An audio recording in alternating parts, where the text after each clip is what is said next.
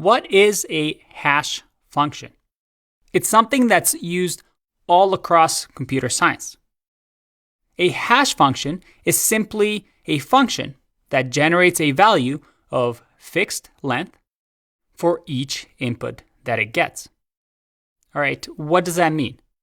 Well, I have here a MD5 hash generator. MD5 is the type of hash function, and there's many types.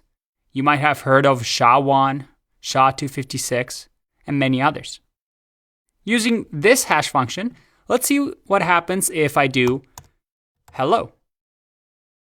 You see that right away, MD5 hashes this string and turns it into this gibberish. That's what a hash function does. We give it an input, and the function generates some random pattern. Now, there's some key aspects of hash functions. First is that it's one way, in the sense that if I give somebody this, they have no idea what the input was. And it's practically impossible for me to have any clue as to what the input is. The second is that no matter how many times I put hello in there, it's going to be the same. But as soon as I change one thing, it's going to completely change the output. If I go back to hello and watch me just change to capital H, even a capital letter, so it starts with 5D4. If I do capital H, it's completely different again. And looking at this, we can at least say that, I don't know what this is useful for, but the one thing that I know is that no matter what, if I give it the same input, it's going to give me the same result, but I have no idea how to convert this back into hello.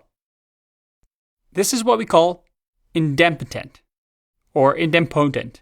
There's different pronunciations. I'm not really sure which one's which, but it is a fancy way of saying that a function, given an input, always outputs the same output.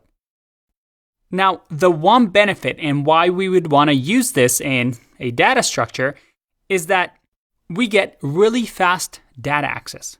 Because all I have to do to find grapes, or basket.grapes, is to pass grapes into something like an MD5 hash.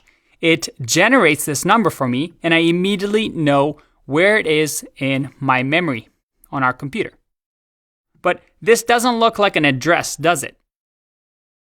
Technically, a hash function that we use for hash tables is going to take grapes, generate some sort of gibberish, and then convert it to an index space or an address space that it has based on this number. You see, unlike arrays where we just had ordered indexes, with hash tables, all we need to do is give it a key and we know exactly where that item is in our memory. But you might be wondering, this black box hash function, doesn't it slow things down?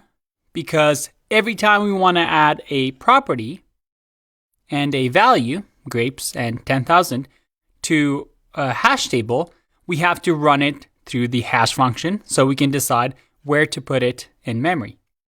And if you've noticed that, good job. That is a big factor. You don't want this to take a very long time because, well, every time you add a property to memory or retrieve a property to memory, because again, both times we're sending the key grapes into the hash function to find where to get it from. We need this to be really fast. And underneath the hood, remember, because hash tables exist in all languages, they're implemented with an optimum hashing function that's really fast. As a side note, hash functions like SHA-256 take a really long time to generate a hash. And it is an overly complex hashing function that is used a lot in places like cryptography, where you want this to take longer, but that is outside the scope of this course. if you're interested, I do recommend that you check out the differences between these two. To review, we have a key that is grapes. We send it through a hash function that is going to hash something really, really fast and then map whatever the hash came out to be into a memory address where we want to store our data, our grapes 10,000. And when it comes to hashing functions, you typically leave this to whatever framework or language you're using. And we usually assume a time complexity or big O notation of O1 because this happens really fast. All right, now that we understand what this black box does, let's talk a little bit more about hash tables, why they're useful, and why, in some cases, are better than arrays.